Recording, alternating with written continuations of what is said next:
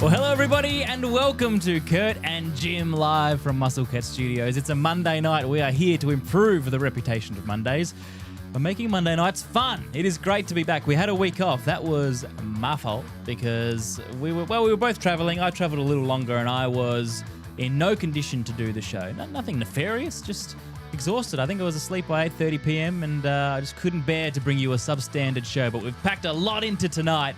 Jimbo's here. We saw Alex in the chat before. We know we've got a few people that'll be here like normal, Jimbo, but let's say hello to everybody. How are you, my friend? Good. We're back. We are back. It's great to be back. They tried to cancel us and we said no. I tried. Oh, wait, you tried to cancel us. I tried to take a week off and in hindsight I said never again, never again. Here's to 1,000 consecutive weeks from here, Jimbo. That's it. Ooh, you just gave your camera a little kick. It's just excitement. Just checking it's still there. That's right. I forgot I made that intro. It's professional, isn't it? Yeah, I feel like it surprised you that we have an intro again. Oh, well, there's some feedback. I think I got one of my devices. Hang on a minute. I got to turn something off. I normally run a device in the background just to make sure that it has gone live when we think it's gone live, and sometimes I forget to turn the volume off. But how are you, Jim? I mean, it's actually been a long stretch that since we've seen each other. What's that, like That's 4 it. days? We spent 2 days, one night in a hotel together, and then we said that's enough for at least 2 weeks. That's right. It was one night, wasn't it? And yeah. you, one night was enough for you. You snored the house down, my friend. Allegedly. Not allegedly, because I have it on camera, and that will be featuring. Oh, snap. You forgot about that, didn't you? I did forget about that. That will be featuring in the vlog that will be coming out in probably. I'm aiming for later this week, maybe early next week, but it's a tell-all exclusive. You of our guys trip get to weigh Melbourne. in on, is Curt a light sleeper or am I a loud snorer? or both. both. But that's probably why the show got cancelled in the end, because I didn't sleep when we were in Melbourne together. Yeah. We were sharing a twin room, weren't we? Yep. You needed 4 days to recover from me. I did. I did. That was a good trip. Yep. Yeah, lots of fun. We got a lot of footage. It was, I think it was better used than our Australian Open trip. Let's put it that way. We were not ejected from any stadiums or events. No ejections. No cloaking of microphones. That's it. No sassy security. No sassy security on a power trip. No, everybody was good. We had fun. We won't give away too many spoilers. We had fun. Well, I was referring to the F1 event itself. We did go to the Grand Prix the Thursday and the Friday. We have a few opinions from it, which we'll save for the video because there was some good stuff. There was some bad stuff. There is a theme emerging from, I think, attendee feedback. We will talk a little bit about Drive to Survive and the impact on the event tonight because the crowds were very, very big and we've gone a little viral talking about it with a particular Ferrari fan. So we will get to that. What else have we got tonight? Oh, we're talking about the greatest era of sport, Jimbo. Now, I think you and I will have maybe different perspectives on this or, because you weren't an avid sports follower as a kid, but you did have some exposure to it. Yeah. Yeah, I'd say I wasn't by any stretch of the imagination the follower you were, but like every 90s kid, you were I feel like you were forced to be around it a lot more than you were now in that free-to-air TV and all. It's the what's on is on and everyone's across it, whether you like it or not. More exposure back then because there's only 5 channels, so sports just there. I would say you didn't have as much opt-in. Well, that's true. Especially in family life. See, I didn't consider that. Like if your dad watched cricket, you're watching cricket. Well, that's right. I didn't really consider that because I obviously have very much opted into sport. Yeah. And therefore my whole circle is sport, basically. Exactly. I have to deliberately pull myself out of it, like getting out of the matrix just to avoid sports news. Yep. It's impossible to watch anything without getting it spoiled by, like, all my mates watch it. So I can't check my phone. True. Anyway, we'll get to that. Yep. We're also going to be going through the just extraordinary Stuart MacGill blow up. Like, this is one of the weirdest podcast stories I've seen in a while. Yeah. And the weirdest, as we were discussing pre-show, like the weirdest handling of it. So weird. It's a PR disaster from the Cricket Unfiltered pod. Yeah. I know it's a week and a half old, but it's so good. You got to cover it. We have to go through it because I'm not sure a lot of people would have seen the aftermath. Look, this is an interactive show, so please get in the chat, get involved. We want to hear as much from you all as we can tonight. We know we'll have our regulars, and we love and welcome you guys back, and we're so happy to have you. If there are any newbies, make yourself known. Put yourself out in the chat because this is what this is all about, Jimbo. Yeah, there's a few new names in the chat. Oh, awesome. Overlord OCE. Ominous. I love it. We've got an Overlord watching. And then we've got Lewis JBY. Welcome, Lewis. And then James Guider. Hey, there's a regular. Red Bull fridge needs to be filled or donated to me. Fair call. Jim Guider has been on me for that. That's it. Working on it. Yeah. We are working on it. Need a sponsor to fill that fridge. Mm-hmm. And then, Hans in the chat. Evening, gents. Hans is back. Wayne Hollis, faithful as always. Yes, Wayne was worried that his YouTube was on the fritz last week when there was no show. See, that's the thing. When we miss a show, I can only tell a certain portion of our followers because it's just on Insta, But we got there, so we're back. Welcome to all the newbies. Welcome to the regulars. Let's chat all night. One thing before we get into the nitty gritty of the show, Jimbo. Well, a couple of things. Curt Can't Talk podcast episode coming out this Thursday. I chatted to Brad Moles, former professional golfer. Yep. On the Australasian PGA Tour. And Brad told me pretty much everything that is required to become a professional golfer. So give me 3 months and you're in. I'll be there. Now, he talked me through... Skill was actually the bottom of the list. That's right. It's skill... Well, courage and determination, 1 and 2, and skill is down there. No, but Brad was a very skilled golfer. And he talked me through how hard it is really living the life of someone who's trying to make it and on the cusp of making it big. And he didn't balk or skip any questions. It was really interesting. Yeah. So anyone interested in golf or even just making it to a professional level of any sport, make sure you check that out on Thursday. Reminder, we do have Box of Neutrals, the Formula One podcast as well. In the thick of the F1 series. Yes. And maybe one less race now, but... Well, maybe two less. Maybe two less. Well, yeah, the calendar is in jeopardy. And one of my good friends actually runs the Saudi Arabian Grand Prix over there. So not anymore. No, he's in Australia at the moment and not able to really get back across. So I'm not sure what the heck's going to happen there. There's that. There's Box of Neutrals, which we said. We've got Baseball Expats as well, which is also a show on the Musclecat Media Network, and the baseball season's kicking off. Yep. So if anybody's interested in them, Baseball Expats, get around them. Jimbo, yes. Well, I was just saying we've also got our 300th episode of Outback Quarterback. We do indeed. Thank you for the reminder. Our NFL show. So tomorrow is our 299th, and then next Wednesday, live on YouTube on the Outback QB podcast channel, we will be doing a live Q&A, and we'll have probably 50 questions, I reckon. They'll flood in. So 300 episodes, the show that started it all, Jimbo. That's it. And NFL's in an interesting phase as well. Free agency, draft coming up, that's all happening. Now, you've got something exciting over there. Well, it started with a technical glitch, right? We couldn't get the bleeding Rodecaster to connect to the computer to get some new sound drops. But you've found a makeshift soundboard for the night? Yeah, it's basically just a list of trending sounds on a soundboard. Which I'm sure you'll use very wisely all night. That's right. And selectively.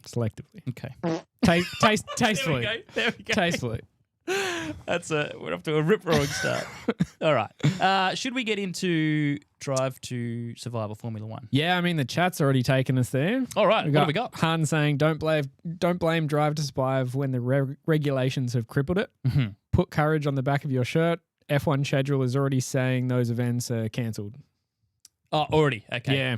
So that's Saudi and can we remind me what was next up? Oh, Bahrain. So Bahrain and Saudi Arabia will be gone. Yep. Okay, so that's been confirmed. Who said who? Hans. Hans. Was it Doss saying that we need to have courage on the back of our shirt? No, that was Hans as well. Oh, okay.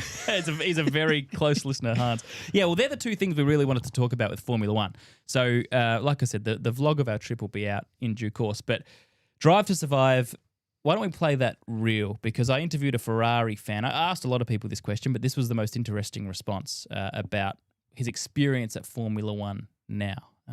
And let me know when you got that ready to go, Jimbo. Let's play this. This has gone viral.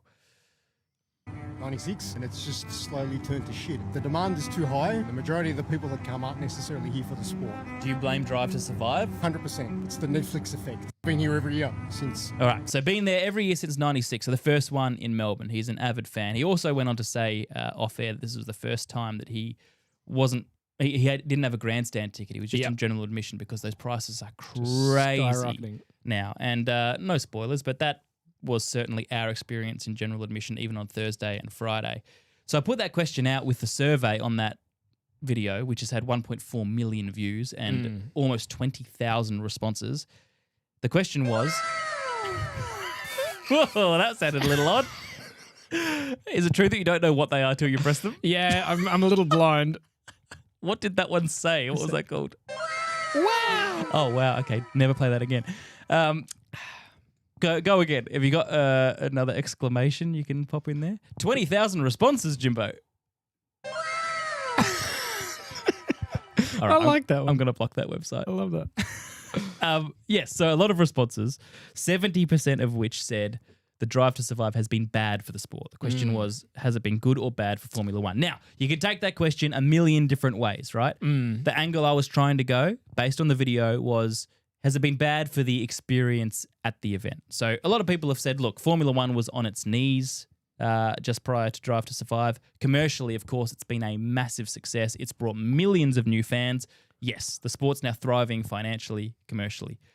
But has that hurt the overall product? And that's what this guy has been saying. So you're a guy that's on the outside. This was your first time at Formula One. Yeah. You have watched some Drive to Survive? Yeah, a little bit, and then watched a few like bits and pieces of Bathurst and F1 on TV, more trying to get in the mix. But yeah, my strong suspicion was going to the event that, I mean, especially as GA tickets, it's the type of sport that I feel like doesn't yield great to be at the event. Like if you want the best experience of the sport, watch it from home. You can see exactly what's going on, turn by turn, different angles. But when you're at the event, you've got a corner of a track. And I mean, as we saw, you've got pretty trashed viewing due to the amount of people. So it becomes you're either watching it on a screen off in the distance to see what's going on, or you're kind of just seeing one tiny leg and going to have to catch it up later anyway. Yes. And I did put a video of this on our TikTok that got 50-50 replies. Half said, well, I agree, it sucks now. Half said, you're just in the wrong spot, you didn't get there early enough, etc. But I can tell you, 10 years ago, it was not like this. It was not as crazy as this. So it's hard to have this opinion like Ferrari guy did and not be accused of being a gatekeeper, right? A lot of people say, oh, he's just a bitter old supporter who's a gatekeeper, which I think is harsh. I think if he's been there for literally 30 years, he's one of the rare people who has seen the evolution from when F1 was for nerds. Like I spoke to the Box and Neutrals guys the other week.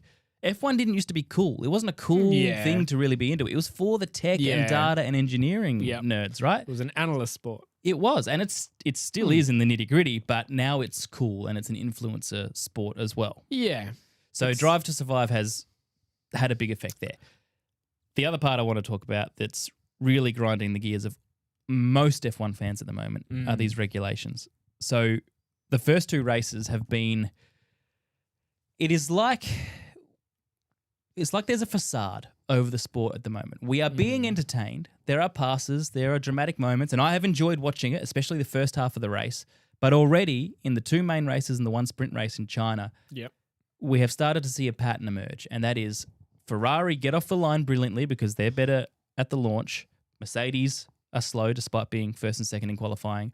There's a bit of battling for the first 30-40% of the race, which is good to watch. And then eventually, once the battery stuff all gets used up and all settles down, Mercedes go 1 and 2, Ferrari 3 and 4. Yeah.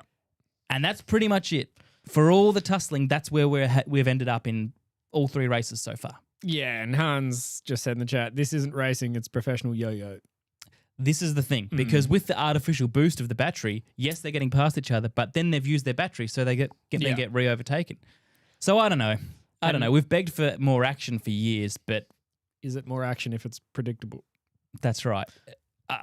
And the question I've always got with this, when you're putting in regulations that essentially restrict and put more onus on the driver for change, and I guess that's why guys like Verstappen, I think, are complaining about these regulations because it's hey, I was at the top of the game with those engines and you're now putting these things in place that I would say change things up. We've now got to learn this new stuff. It's like, okay, why are you shifting the cards on us when it's putting me at a disadvantage, I would argue.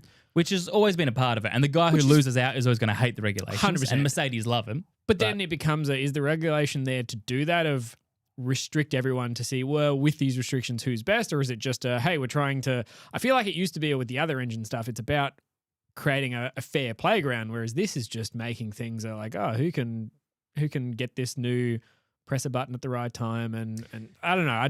I think it's always been a contest in which teams can exploit the regulations to the best advantage, which there's always some that are better than others at it. I think what is grinding people's gears is the gamification of this one. It feels so artificial. It's like we're watching a Fast and Furious scene where Vin Diesel's pressed the NOS. Yeah. You know? It doesn't feel like Formula One racing, which is meant to be pure. Unless you're, was it Norris that was pressing the comms button instead of his battery was boost? it? Yeah, I forget it was. It wasn't Norris on the weekend, because that's a good segue. Neither McLaren got on the grid. Yeah. Right. So no, I think this was the first race. But I think there was a meme, essentially, of the comms guy saying, hey, you're pressing the comms button, not the boost. There was one where Charles Leclerc had his radio button accidentally switched on for about 30 seconds, and you could hear him like puffing and physically exerting. It was interesting to hear. But the McLaren, that's another thing that Australia is jaded about at the moment, because Oscar Piastri, who we feel was maybe harshly dealt with by his own team last year, didn't get the championship. This could be his year. Well, they're not that quick, but also they can't get on the grid. So Oscar crashed his car. Yeah, that's it. And he's not doing himself a service for give me a chance. Crash. Yeah, well, that wasn't good. Although people are saying, was there something wrong with the car that caused that surge? Who knows? But I'm putting that one on Oscar. Yeah. But you can't put this one on Oscar or Lando, because neither car made it to the grid. Didn't get out of there, didn't start the race. They're in their helmets. I was watching it with my 4-year-old, and she goes, why is he in his car if his car's broken? Which is a great question. Why is he sitting in there? They were never going to make the grid. So that's been disastrous. Piastri has not raced a competitive lap in a full Grand Prix yet this year. 2 races. Yeah. So, look, it's interesting. It is. I'm watching. I'm watching pretty much every lap. So maybe it's working, but that's where we're at. The real DJT 47, Drive to Survive. What a stupid question, Curt. What network are you with? CNN?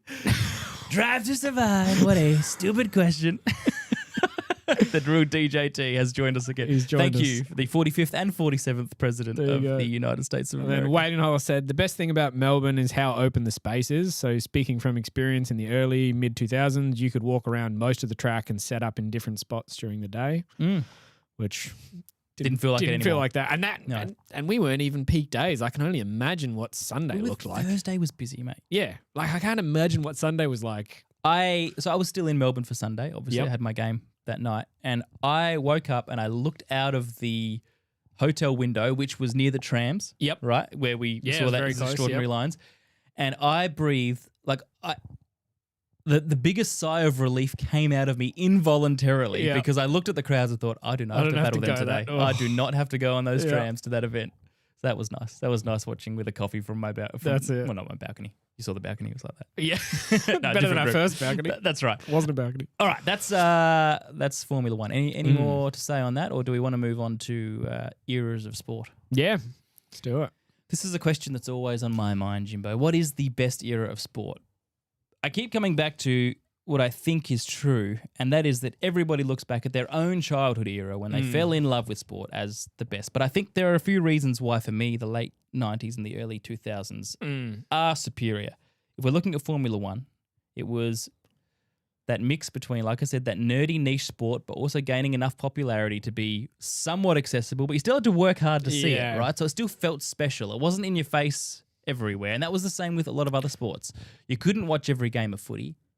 Other grounds were mysterious, right? If you don't want to know the score, look away now.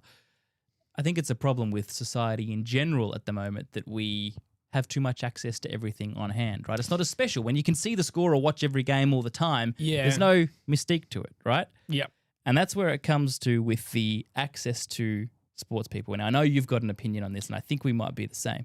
Yeah, I think it feels like sports now between, everything, F1, Live, it seems like, and it makes sense, but everyone is trying to target the younger generation. How do we get the next set coming in? Sure.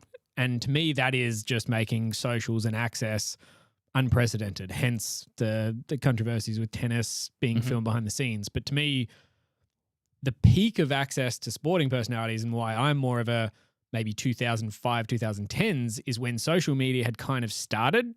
You had these big sporting personality booms. You had your Shane Warne. You had your kind of dominant players across each sport. And even as a kid, you knew everyone in the respective sport that you're around because there's a handful and they're these celebrity superstars. But as they start getting more ability to have this social interaction and access, it was the peak where it wasn't overdone. It was who's deciding to get involved and give me a little more like, oh, he's done this thing. He's getting ready for training. So to me, it was before it was oversaturated and overdone. And it wasn't even really the sports bodies pushing it.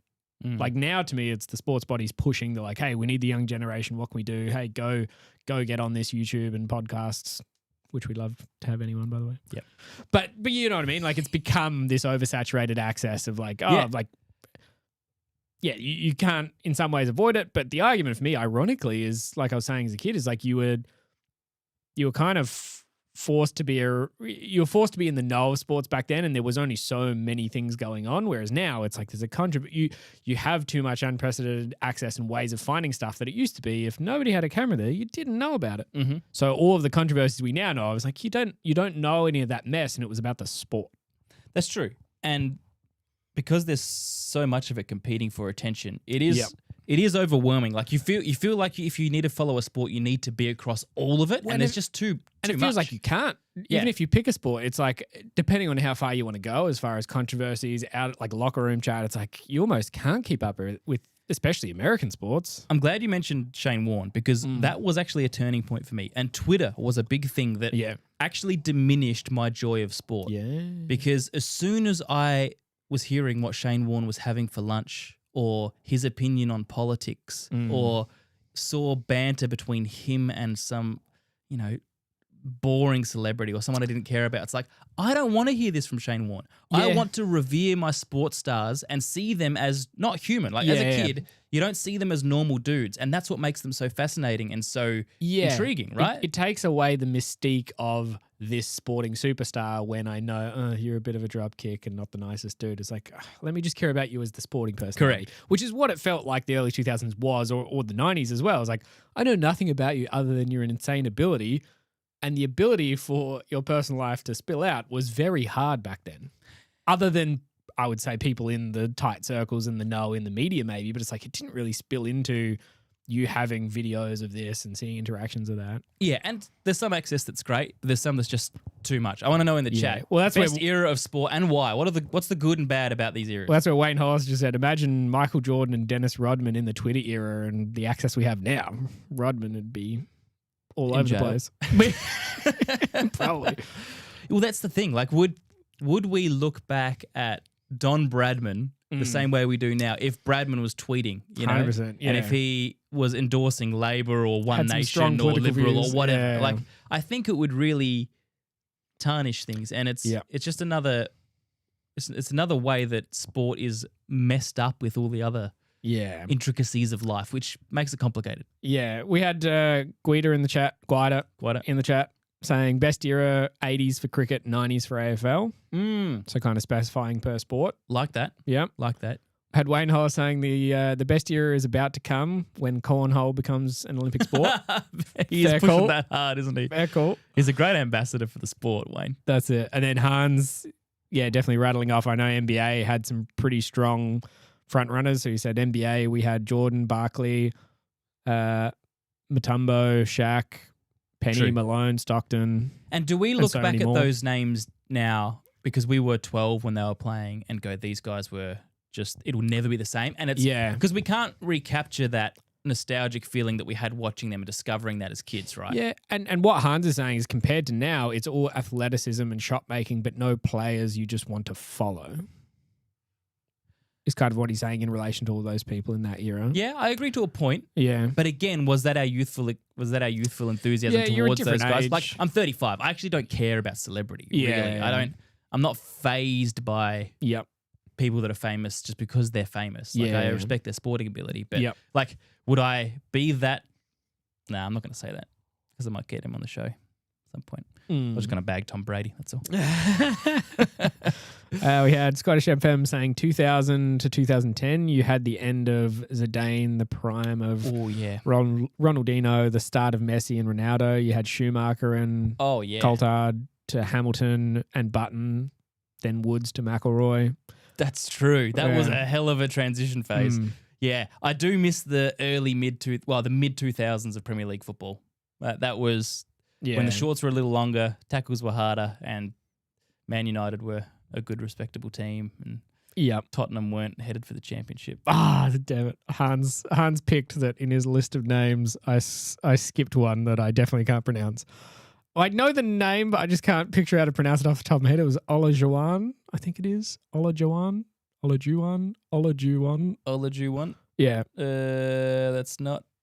He spelled it. Let's keep moving. Yeah. Damn, I thought I could help that. He caught me out. We did well. Wayne Hall said we were allowed to wear the jerseys because we were younger than them. That's right, Wayne. That's exactly right, Wayne. Exactly. I love that. Very good. Well, look, that segues nicely. Let's do some nostalgia power. All right. Can we get a song working? I'm always nervous about nostalgia power. Because I feel a pressure to be like, does this hit? What is the peak nostalgia power? All right, this is where we want the comments as well. Oh, yes. I looked up Randy Newman type music to get this song. Does that feel nostalgic? Yeah. It feels like I'm about to watch Toy Story. That's it. Yeah. All right, we're starting with you. Start with me. You're right. This really is the color of my flesh, isn't it? 100%. Do you, in your peripheral vision, do I look naked? You could pass as naked. All right. Up here, you're always naked. Let's get my first one up. Oh, yeah, this game, by the way, for those who haven't seen Nostalgia Power, we try and make each other feel as nostalgic as possible by bringing up things we think were big in their childhood. And it's a gut score. You score me, I score you. Biggest score at the end is the winner. Let's go, Jimbo. What was my first one that I had? I can't even remember. Oh, the original Goosebumps, Goosebumps. Jim. What do you think of that? That was almost on my list. Was it really? That was almost on my list. Okay. Did that get you straight away? Are there any designs up there that get you? Because welcome to the to Dead House. Definitely this guy, the RL... what was that one? Oh, the Living Dummy. Night of the Living Dummy. 100% that one I actually read. Yep. Many I started and didn't finish. The Mummy, yep. What about top middle? Monster Blood always got me. Monster Blood was guy? Top row, middle. Yeah. Ironically, this guy as well for me. There is another page of them as well. And this hand guy. Yeah, Stay Out of the Basement. Well, you had 1B. I couldn't find 1A. Oh, really? Yeah. Oh, was there just one? Did I name 1-1 and 1-1B? That would be likely to do it. Okay, well, that was just the other set of Goosebumps. How did they get you? Whoa. Give it out of 10. I'll tell you 7. Okay, I'll take that. That's a solid start. Because it was almost too mainstream to be really nostalgic. When it was like our first week. It was I had come across it for my list, so it had already been up in there. Yeah, okay. All right. Well, while we've got the music going, should we keep going through mine? Yeah, sure. Yeah, all right. All right, let's move on to number 2. Number 2. So fresh. I saw your eyes light up. Yeah. So fresh. Hits of summer. 2003 was probably the best. Yep. 2002 summer had Bob the Builder on it. Jeepers. Yep. So I remember this CD. There was another one, wasn't there? Was it So Fresh and there was another Pepsi Chart Hits. Yeah, that's right. That was the other one. I kept begging my brother to go halves on the CD with me. He said, just buy it yourself, you stinge. It's just $28. I don't have $28. It was the best value. You got so many hits. Pepsi Chart Hits you got. Yeah, but so many hits that Keep that song going, Jimbo. That's a So Fresh hit. Oh, you're trying. Sorry. Tried. Sorry, Smooth. Thanks for killing the mystique. It's like Twitter and Shane Warne all over again. Yeah, that's going to be a solid 8, I reckon. Okay. Well, look, this CD in particular, I remember it because Kelly Pantazopoulos, I should say, brought it into our classroom in Year 7 the last day before Christmas holiday. So it's a party. We were having an absolute party. We're having cookies and we're, drawing pictures and reading books and just we're in civvies. So I was in like my cool ball chain and my best t-shirt. There's nothing cooler than a civvies day and you're like, I gotta put on my best kit. And Kelly Pantazopoulos cranked this on the class CD player. Mrs. Jolly was having none of it when she heard some of the foul language. And then Jolly lightened up and said, you know what? She was jolly because it was almost Christmas. Once Nelly and It's Getting Hot in Here came on. Oh, that's right. Well, they had Lars Ketchup, but they also had Good Charlotte. This is how I discovered Good Charlotte. Hey. And then I bought the CD like a week later. And 5 for Fighting. Oh, what was that one? Is that Superman? Yeah, Superman, Yeah. I think. Oh, Some Nelly. classics. Pink was on there. Oh, Elvis versus JXL. That was Oh. less conversation, more action. Holly Valance for her flash in the pan. Oh, yeah. Keep her private moments out of this, James. It's got nothing to do with it. Ja Rule, before he was caught up in Fire Festival and hitting before photographers in the 50 face. Cent and was destroying him. Well, there you go. No, Nice. 50 Cent didn't destroy Ja Rule. He destroyed P. Diddy. No, he did Ja Rule as well. Have you not What heard do you about? He's the king of feuds. Ja Rule was one of his first ones. All right, bring the split screen up. This is important. So Ja Rule, yeah, let me know in the chat if I'm not the only one that knows this. But yeah, Ja Rule, he was famous for punking because for one of his concerts, he bought like the first 30 rows. That's right. Because him and Ja Rule has always had beef. Oh, it's a classic. Good. He is good at that 50 Cent, isn't he? All right, let's get the next one up. All right, number 3. So that was an 8, right? I got an 8 for that. Yep.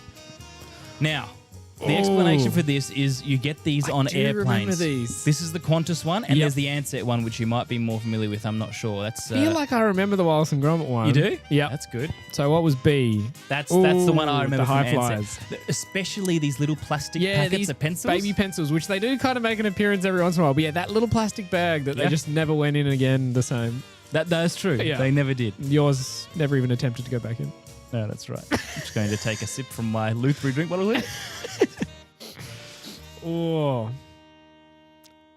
going to give that a 6. Yeah, that felt like a 6. All right. Okay, that's not bad for me. They're my 3. Let's go, Jimbo. What have we got? Is that tickling any nostalgia bones in the comments, by the way? I just want to see if that resonates with anybody else, because I was pretty happy with that collection. All right. Let's see. Let's start with an image first because the rest of mine are videos. Okay. All right. This was... Oh, crap. Why did my link not work? Oh, it's a 0, Jimbo. Let's write that down for you. They're not boding well. Here we go. All right. This was a solid 90s kids snack at school. Oh, mate. Dunkaroos. Well, don't you know hate on what? Dunkaroos. I talk about Dunkaroos Too much. every 2 months. Like, it's actually not that nostalgic because I've Yeah, spoken about it okay. so much. If I was to eat some, I would be transported back to the yard in year 4. So I have to give you that. There's a great story about Dunkaroos. So Nick Natanui, the ex-West Coast footballer, who was a superstar, long I retired. remember Nick. He got in trouble with like PR or the media team or something because when he was at a school visit, a kid asked him, "What do you eat to get so big and strong and fast?" And he said, "Mainly just Dunkaroos." Little kangaroo biscuits in chocolate sauce. But look, I'll hedge the bets. I'll give you a 7 for All that. right. But they are a classic snack. If Unfortunately, you put in Incredibites, you would have gotten a 10 from me. unfortunately, I've got another food-related item. All right. Do you need to kill the music for this video? Yeah. Let's pause the music. Thanks, Randy. Good So while it I've got lasted. not only a food, but an ad for the food, which to me was a classic. All right, let's go. No, Dunkaroos. I've seen them. 0. Oh! Get the Barry! Please just listen to me, Barry! Yeah. Iconic Yogo. Classic. Becky, Barry. I'll get back to you, Barry. Smooth exit. So, tell me, Sven, what is it that we are casting this evening? All right. That was a long ass It's ad. a long ad, but that's big. That's a 9. Wee. Yogo was not only a Solid. legendary snack, but they were The ads legendary were dope. They were. 100%. Especially the Yogos, the mix-ups, where you Yep. have the M&Ms or the Dunk choc 'em things. over, Oh, yep. man. 100%. How are we still alive? We ate some shite. I mate. know, right? As a kid, between roll-ups, which are just a layer of sugar that you just sticking in your Every teeth. kid was having them. We all used to just have cordial in our drink bottles too. 100%. Yeah. Do you remember when school started to ban cordial and then you could get clear cordial? Every now and then mum would give me a clear cordial and I would honestly feel like a spy having cordial while all these other losers are having water. It was the best. That's sick. All right, last one. That was strong for you, Jimbo. All right. You only need a 6 to win it. I have a feeling you might get a 5. I always do this to myself. I leave an option. I can call an audible. Oh, you got 2 in the bank. All right. Do I go on? Well, they're both technically ads. All right. Let's go. I don't know if you'll know the ad very well. This is more about the place and the thing. All right. Let me get the audio queued up this time. Damn it. I failed to get the audio Dazzleland. queued up. Dazzleland. Go on, Jimbo. Where's the music I played? What the balls? Well, it sort of ruined the moment, but well, that's working. I had to waste time to just go play that sound. Try again. Oh, I'm killing my 9. So you're on a tech company, yeah? What the balls? All right, I'll have to go audio list. That's going to hurt my... Well, look, for those listening along, because we do have a fair few people that listen to the show. Oh, he's got my hat. Go back. What? What the hell? That was my exact hat. Look at this. This is definitely getting me some points. Hey! He's wearing the exact Washington Redskins hat. The band hat. What the hell? That's sick. Dude, oh my gosh. Is that nostalgia or is that nostalgia? Oh, has he got a green cap? Either way, that is same era. This is like a 1994, Oh, yeah, he's got a green 95. brim, hey? It's embroidered, exact same logo, Washington Redskins. There you go. That kid's been cancelled. I shouldn't chuck that hat. That's a great hat. Look, Dazzleland was... Oh, I don't know if people outside of Adelaide know Dazzleland. True. It was I guess a very minor theme park, I guess you can say. Call it a theme park. That's a stretch. It was a roller coaster in a shopping centre. Ironically, I'm pretty sure in the ad they called it a theme park. But yeah, it was basically at the top floor of the Maya Centre in the city, and they had a roller coaster up there. Yep. And they had netting, so if you fell off, you didn't die. Did anyone ever? I don't know if they died, but there's definitely some falls that eventually decommissioned the Dazzleland. But yeah, they had all sorts of stuff up there. I remember the main two things were just the roller coaster and Dodgem cars. They were like the best thing. I'm pretty sure they still have the tracks. Yeah, I up think there. the tracks were still up there for a while, if not still there. Do you remember going on that roller coaster? Heaps, yeah. Every time my grandparents would come down from America, it was just a token like, oh, we go to random mall shop and then hit Dazzleland for the kids to shut us up. That is a sick concept. 100%. Having a roller coaster that goes through the shops. And I don't know if in the ad it was that, but at one time it was literally like a dragon, the carts. Oh, yeah. Because it was called I forget what it was called. That's going to drive me nuts, what the roller coaster was called. Don't know. See, I'm not even sure I went on it. Really? I've got... In my head, I think I did, but maybe I'm just conflating that with a wish or a hope that I did. What was it called? Okay, it wasn't what I thought. Jazz Junction. That doesn't ring a bell. Yeah. But you get a 9 for Dazzleland. That's extraordinary. Yes. Well done. You win. I win the Dazzleland. I mean, the Nostalgia Bout. What did you get? Whatever. You got more points than me. All right. Perfect. Anything in the chat about any of those? Did they tickle any? We had people saying Jimbo's on dial-up. I mean, the video was playing solid. It was just the damn audio. Remember when we could take peanut butter sandwiches to school? Quieter. Oh, yeah. Yeah, Not 100%. those little Not anymore. nerds with allergies. Yeah, that's Can it. I tell the Joe allergy story? Trying to remember which one you would be referring to. The intentional strawberries. Oh, yeah, I assume so, yeah. So, your wife, Joe. Yeah. An evil child, Very evil child. must be said. Lovely adult, evil child. She's right. Yeah. She's nice to me. Not as evil as she'll sound in this story. Correct me if I'm wrong, but this is how I understand this story. Mm. She had an enemy at school, or at least someone she didn't like, a girl that she didn't like, Yeah. who was theoretically or Yeah. ostensibly allergic to strawberries. Yeah. And in Joe's mind, she was just really yucking it up. She's like, she's not really allergic to strawberries. She's just constantly like, oh, I can't have strawberries. Does that have strawberries? Being Like, dramatic. yeah, oh, she's just being dramatic. She's not allergic. Okay, so what does Joe do? She goes home and bakes some muffins with strawberries in them, takes them to school, Solely to prove you're not allergic. So her and tells her there are no strawberries in these grand muffins. plan was, I'll give her a muffin with strawberries. She'll be fine. And then I can say, you idiot, you don't have strawberry allergies. And she ate the muffins? She ate them and I believe went to hospital.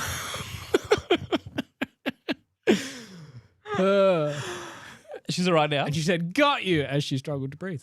Now, she didn't fall out of the roller coaster at Dazzleland as well, did she? No, she did not. Okay. She was all right. pushed.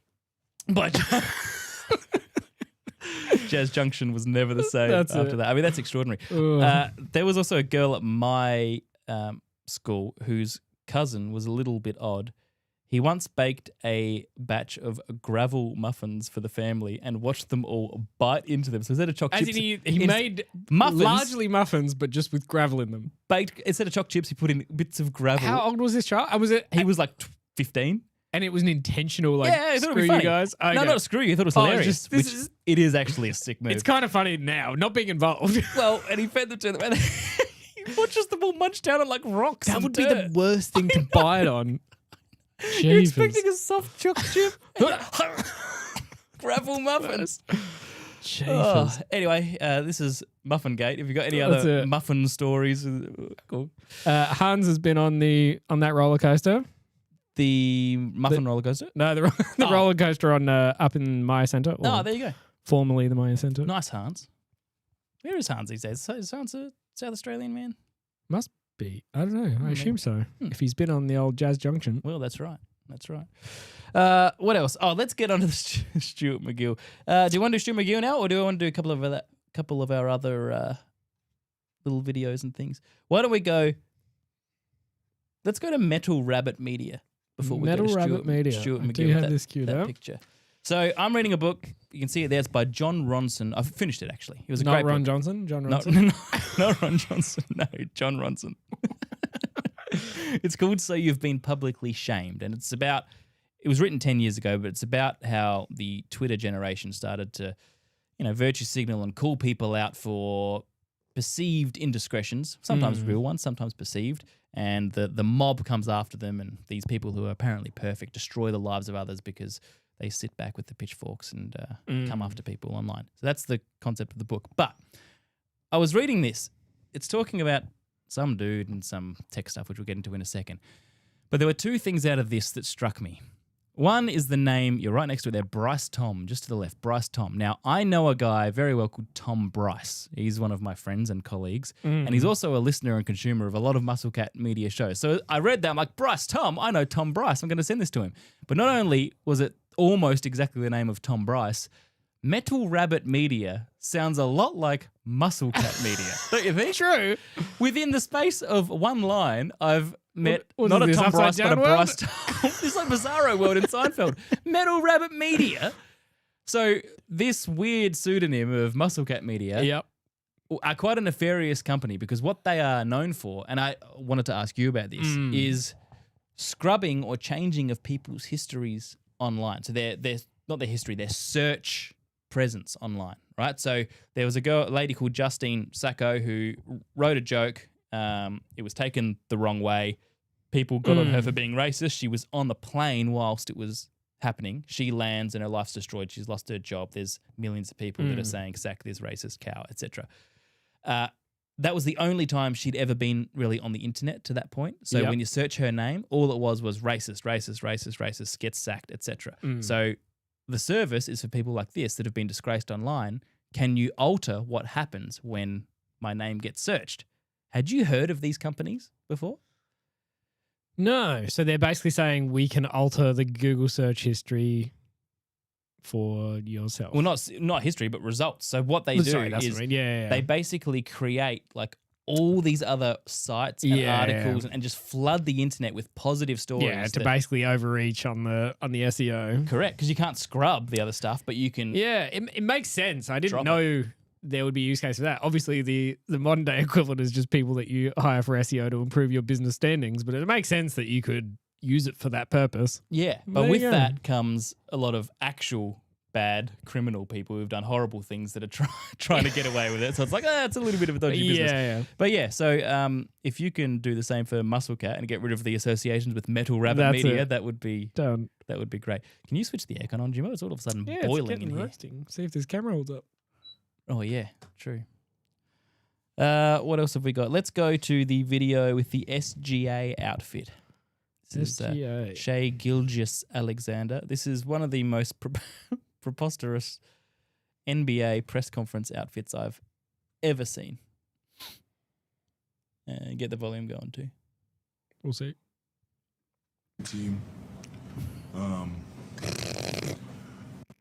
Obviously a good offense.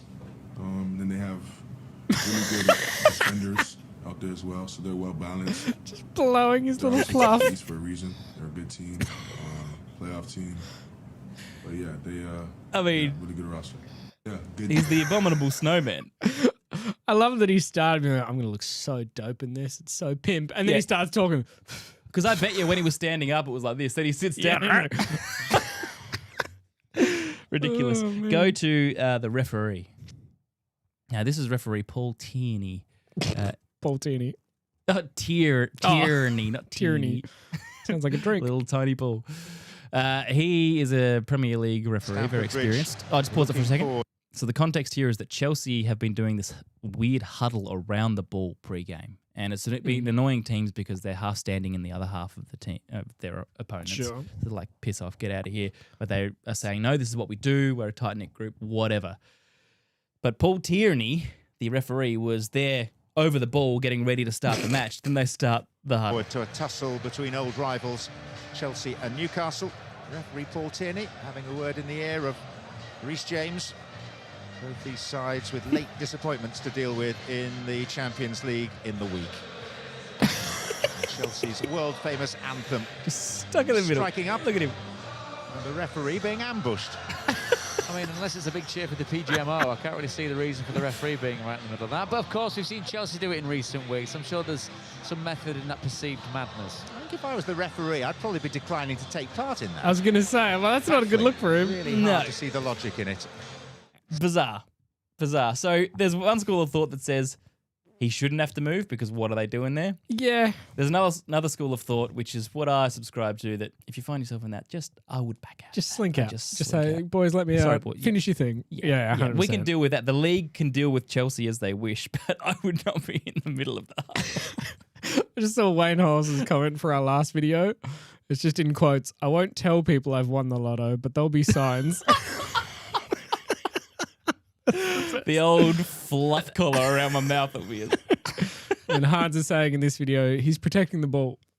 That's the ref. Well, yeah, no, slink out. Yeah, I'd slink out. You got to slink. That's while we're on a roll. You're a real fan of niche Indian sports for some reason. I never knew this about you till we started the show. But I've got a new one for you. I don't know whether this is Indian. It might be. It's from the subcontinent somewhere. I don't know exactly where. All right. But it's a beauty. Volume. Bloody mute button. Have you seen this? I have seen this, actually. I've seen this video. So they get the motor fired up, hit the tyre off, get the ladder and bounce it up as high as they can. I mean, there's really no way I can describe this for those that are just listening to this sport. But check it out. I don't know if you can go as far as to say it's a sport. This is a bunch of bored dudes out in the middle of nowhere. With a wind-up motor and a tyre that they poke off, and with the momentum of the spinning motor, they use a ladder as a ramp. Fizzes it down to the ladder, and they ramp the tyre up using the ladder to hit it as high as they can. Oh, I mean, is the goal just height? It looks like they just leave the tyre there and just walk off. Yeah. Anyway, that's one for you to watch this winter. All right.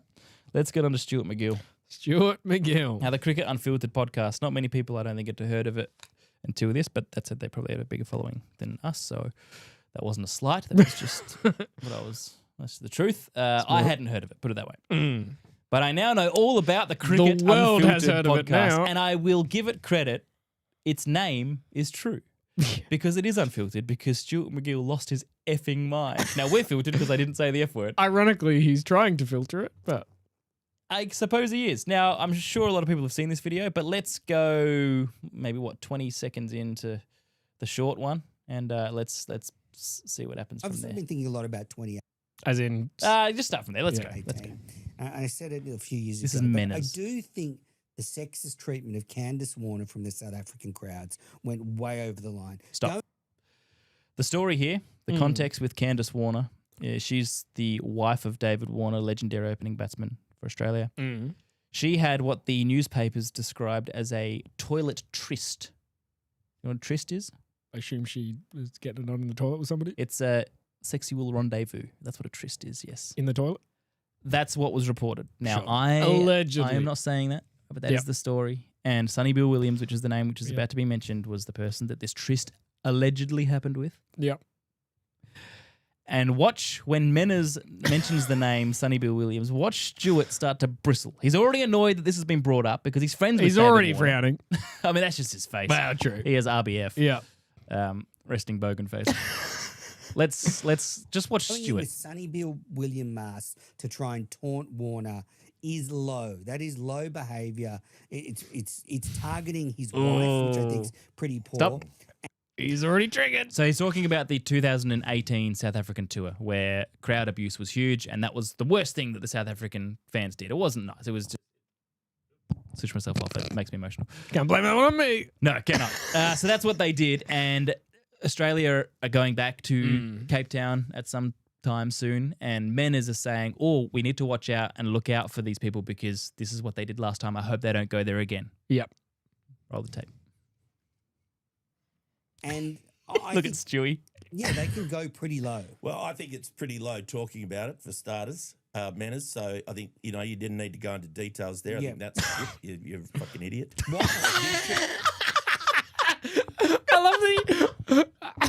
I love that he starts being like so controlled. Like, I'm gonna. All right, you did need to go into It was so composed. It was so good. He's trying to hold it in. Play that bit again. Oh man. That's shit. You're a fucking idiot. You shouldn't go into. Get the video up. I can't see the video. Oh gosh. I mean, it's already brilliant. It's already brilliant. So he's trying to take the high road, and he's called his co-host. It's pretty low talking about it for starters, Manners. So I think you didn't need to go into details there. I think that's shit. You're a fucking idiot. You shouldn't go into details about things like this because you're doing exactly the same as the crowd. Stop. Okay? No. Not exactly, Stuart. Not exactly. No. To be fair, he went into virtually no details. No detail. He just no details at all. It was fair. You remind us of the story. Every aspect of it was public, and it's not like Candace had forgotten. And, yeah. Oh no, now Menners mentioned mentioned it. I'm mate, triggered. the world had forgotten about this. Yeah. Although if Metal Rabbit Media had gotten a hold of it, maybe they could have. That's it. So I do need to mention at this point, Stuart's only been on this pod for like a month and a half. I was going to say he joined in February. Or late January. Like, this is a brand new relationship. He's calling him an F idiot. They've got some solid chemistry. I'll give him that. And Menners, I'm pretty sure, has done this podcast for like 10 long years. time. Yeah. Almost as long as Box of Neutrals. Yeah. Subscribe. They don't call each other effing idiots, but it is funny still. Keep going. I love it. You are. Because they were taunting Listen him. to me now. Yeah. You've raised exactly the same issues. Yeah. You're saying the same thing that they did, and that is shit. So we're not going to talk about that anymore. If we're going to talk about issues to do with one particular player, we can say that they've talked about personal issues relating to that player. If you practically what he did. Yeah. Like he's basic. Like, has he gone much further than that already? Well, I think if I understand MacGill's point, he's saying the bad thing that the South Africans did is bring up the name Sonny Bill Williams because it's a wedge in their relationship or whatever. And it was before David Warner, so it's not like it's anything. Yeah, whatever. I don't want to get yelled at by Stuart.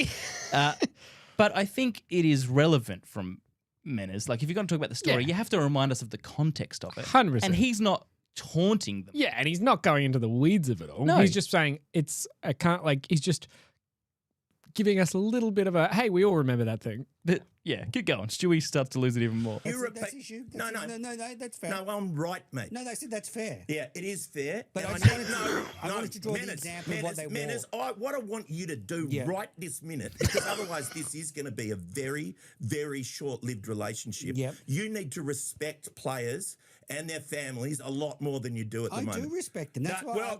I you did exactly the same as the South African sorry for crowd. her being targeted. Listen, mate. Listen, she's a friend of mine as well. I feel sorry for her. Listen, I feel sorry for you because you're obviously so pig-headed that because you do not realise that you said exactly the same thing as the South African crowd. I didn't bring anything exactly up. the same. I didn't bring anything up. You did. I didn't go into details. You are a moron. Continue. Next topic. All right, next topic. Fair enough. All right. Now, look at his face. Bangladesh tour. And if you cut that out, it's the last time I ever worked with you. I won't cut it out at all. I'll leave it in. But I just think you're missing. Move on. You're missing what I'm trying to say. Because I think. Move on. I'm trying to move on. Warner some, move on. Warner some move grace. on.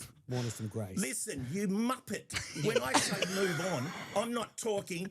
I'm not saying keep talking about something. But it's my move show. on. It's my show as well. I can keep talking. Go on, keep talking. I will keep talking. Go on, keep talking. No, I want to move on to the Bangladesh. MacGill's pause it. All right. MacGill's hand is shaking in rage. He has seething. lost it completely. 100%. Now, the added context here, and I'm not trying to crap on MacGill. He's I mean, he got. I don't know if you know this. Please stand up for this man. He got kidnapped 5 years ago. Oh, okay. There you go. Did you know that? Sure. He got kidnapped, or as my friend Nick put it, he got stolen. They stole Stuart MacGill. Stolen. Someone stole him. So he got kidnapped. Was he found guilty last year of cocaine dealing? He was what, sorry? Was he found guilty last year of cocaine? He was dealing? found guilty of connecting the two people that then sold to each other. He introduced them to sell. Okay, so that was the story. But he avoided jail time because he was the connector. Okay, so he wasn't the seller, but he was convicted of something. Yeah, he was convicted of bringing two parties together to buy a kilo of cocaine. Okay. Which is a lot for those listening. Okay, good to know. Make sure you connect me later. I got to be honest. Firstly, if someone said, go get some drugs, I wouldn't even know who to talk to. I genuinely don't have a person in my phone that I could... do you? Who would you... Don't say the name, but if someone said to you, you have to get drugs tonight, is there someone you could message? Yeah. You reckon? I think so. Okay. Like, maybe not. Are you my guy? Do I message you? We'll talk after the show. And do you have any idea of the cost? Depends. At all? Of certain drugs, I would say yes. All right, I might move on here. Jimbo's an absolute loose unit. I'll be recording him after this. You're supposed to turn around and say, you muppet. You're a moron. Move on. Move on. Now, this is why I was so annoyed that the podcast... Damn it. What was that? I was playing your Move On audio and it went on. Oh, yeah. Well, this is why I wanted the Roadcaster connected. You are a moron. Yes. You are a moron. There we go. So they will be in the show's soundboards Forever. forevermore. Yeah. What I was saying is Stuart talked about 2 weeks ago about how he doesn't have a whole lot going on at the moment. I'm sure he lost some opportunities and he wasn't doing a lot professionally. So that's why I wanted to be back in the podcasting mode. This is 6 weeks into it. So, really hanging on to that job. There's more. Oh, man. So, he doesn't know what to do. They've announced that Australia have announced they'll be going to Bangladesh up to the north for 3 tests. Right. You look really upset. I am upset with you. Move on. Okay.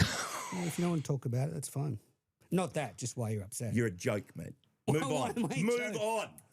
Well, you seem very irritable. Yeah, mate. I may jump across the mic in any second. Just what you know. Australia going up north to Bangladesh for 2 test matches. Actually, you know what? That's it for this episode. Thanks for joining us. Yep, absolutely. Cool. That's Thanks great. for joining us. I was going to say, it was a good call. It's like, why are you even trying? Yeah, man? I know. Just stop. I know. Well, at last bit. And then just super awkward. Ass shot. You got to be really fucking careful, mate. That's a good cutout. Yes, subscribe. Jeepers. I mean, holy crap.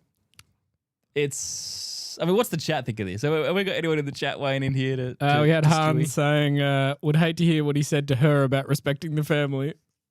And then he also said, Karen MacGill going full Benny Parsons. Benny Parsons. Not sure of the Benny Parsons. I was hoping you would know that. Damn it. Fill us in on the Benny Parsons. Let's go very quickly to the follow-up episode because they did... That's where the real Donald J. Trump said, I like this MacGill guy. Great guy. Great guy. He's got some great ideas. A lot of passion. He'll be the next Secretary of He's War. misunderstood. I knew I liked him. Let's go to the follow-up because this is even more extraordinary to me. So I would argue the follow-up was like more outrageous than that video. I think it is more outrageous. Yeah. So I saw this, and you may have a different opinion. I saw this as MacGill coming on. Well, I think Menners maybe thought MacGill was coming on to apologise. And we'll see how the apology went. And let's just pick what the first 2 minutes from this. Yeah. Because there's enough gold in there. Let's go. Together again, a few days afterwards. All right, we are live. This is The Cricket band's back Unfiltered. together. This is the first episode after the last podcast went viral all over the world. So we've got the war in Iran and then MacGill's blow up. Stuart just War in smiling. Iran and then just... Moron, effing idiot, muppet. Right below that, on the front page of the paper, we've got... All right, fast forward to We've got there, went to the Daily Mail in the UK. Let's get. But I just need to say that. Go back. That's how you felt because specifically for intimidating you, if that's how you felt. Stewie, you said you have a few words. Here we go. I do. First of all, I'd like to apologise for losing my temper. Yep. More importantly, I'd like to apologise specifically for Squeaky chair. intimidating you, if that's how you felt, because I don't condone that at all. I think it's wrong. If that's how you felt. But I just need to say that We I can think use it's that very, chair. very important that trauma, particularly of a personal nature, is not used by anyone as a form of entertainment. Pause it. You know, the Look at Menace. He's already seeing the direction he's taking He this. already regrets this. He's thinking, what? Stewie is not. And bear in mind, this is a live stream. Yeah. This is live, so they can't control Which this. was the dumbest idea ever. Dumbest idea. Let's go live. Keep going. Keep going. only people that deserve We're unfiltered after all. to, or the only people that have a right to relive personal trauma are the people themselves. We have been hired by, signed by Dream 11. Thank you very much, to produce a cricket show. I'm sure they're very That's happy what with we this. should be producing. Ironically, they probably are. Probably. With the amount of views True. it's getting. Look, Menace wants to I'll continue jump off the to, Jazz's Junction at Dazzleland. stand up for people that I think are being exploited for the purposes of entertainment, because Gosh. So, I'm sorry, but I'm going to continue doing this. it's just not right. So He once just again, I'm mentioned very the sorry story. that I lost my temper, but you know, I hope that you know, moving forward, we can continue to produce a cricket show and not Pause.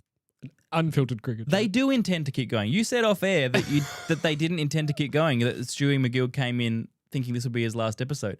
He just said, I hope we can continue to produce a cricket show. This gets derailed. This goes so poorly that by the end of it, they don't want to work together again.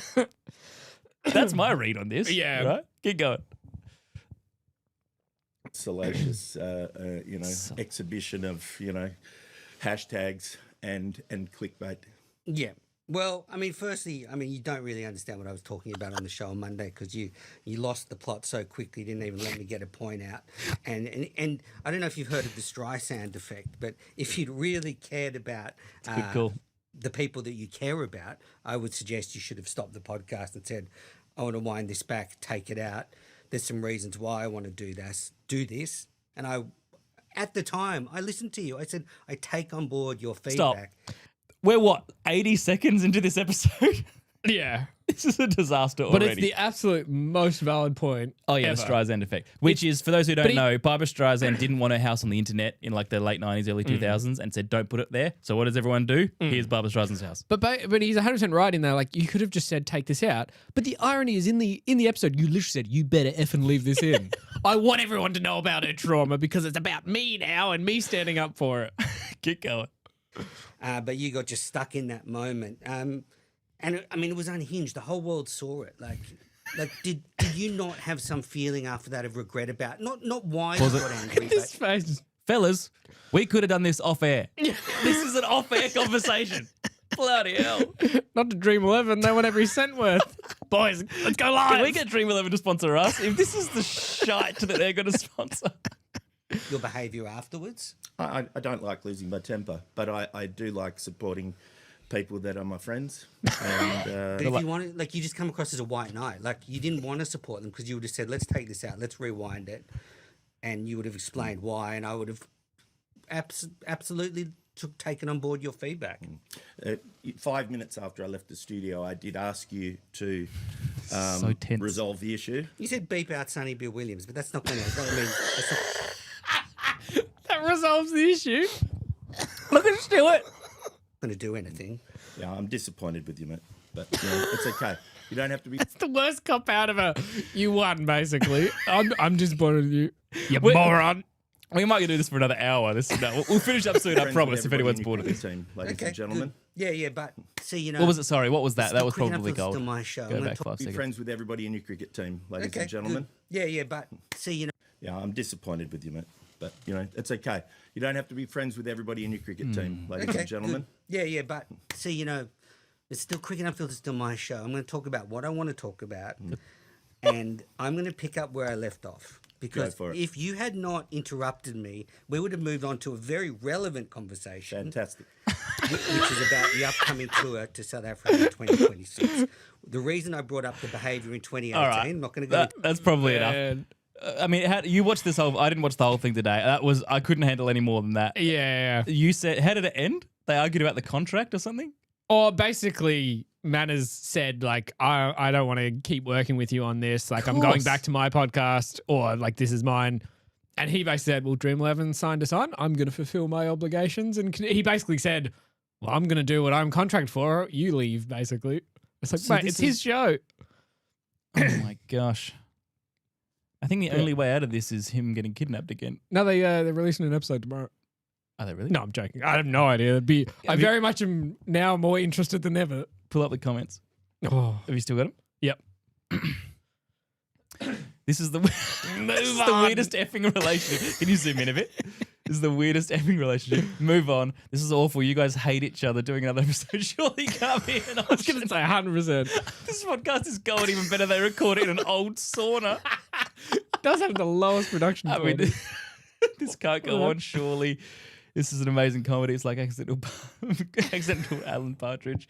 Oh, brilliant. Well, this was very awkward indeed. It was. All right. That's great. I mean, I find that highly entertaining. I don't know if anybody else enjoyed that, but that is solid. That is brilliant.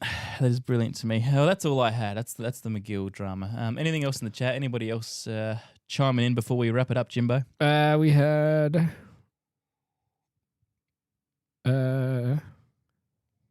Stuart MacGill. Hans Offerback, narcissistic apology. Yeah, it was very folly. It was a shock. It was one of the worst. I was almost expecting Manners to be in the chat. Yeah, true. Scottish FM said, and I thought the Scottish radio presenters went off the rails. yeah, it was amazing. And Hans said, MacGill looks like Albanese. Loose. I can see it. I can't give you that one, Hans. I'm a lookalike aficionado. I can't give you that one. You're a stickler for the lookalikes. I am. I mean, this is all in the context of the Kyle and Jackie O big radio blow up and the Dan Gorringe stuff with people coming after him, and that was the biggest of the week. But look, Jimbo, I look forward to that being our future one day. We've lasted more than 6 weeks that Stuart MacGill lasted. Clearly that's the move of virality. We've got a next week. Come back and watch me and Curt blow up. Who will it be? Right. We don't know. What it'll be about? You tell us. Should I get Manners on the show? You can try. I can try. Although I'm a little scared of Stuart MacGill. That'd be a fun interview. It would be a fun interview. Should I get Stuart MacGill on the show? That would be a funner interview. Should we get them both in Muscle Get Studios? All right. Let's go live. This is Cricket Extra Unfiltered. All right, that's the show. Thanks very much, everyone, for watching. Best way to support us is subscribe. Subscribe here if you haven't already. Subscribe on Apple and Spotify to the Curt Can't Talk podcast, because every Thursday there's an interview with a sports personality. Not Stuart MacGill yet, maybe. But we've got a great one coming out this week. Brad Moles, the ex-professional PGA Australasian golfer. And he, like I said, tells you everything about getting to the level and the reality of what it's like, how hard it is, what are the good parts, what are the bad parts. But it was a really good chat. Outback QB tomorrow. Box of neutrals if you like Formula One. Listen to my calls if you like rally. Baseball expats if you like baseball. We got it all. We got it all on Muscle Cat Media. Thank you, Jimbo. Great job. Thank you, everybody, for watching and commenting, and we'll see you next week. Oh, yeah, we still got this song. Nice. See you guys.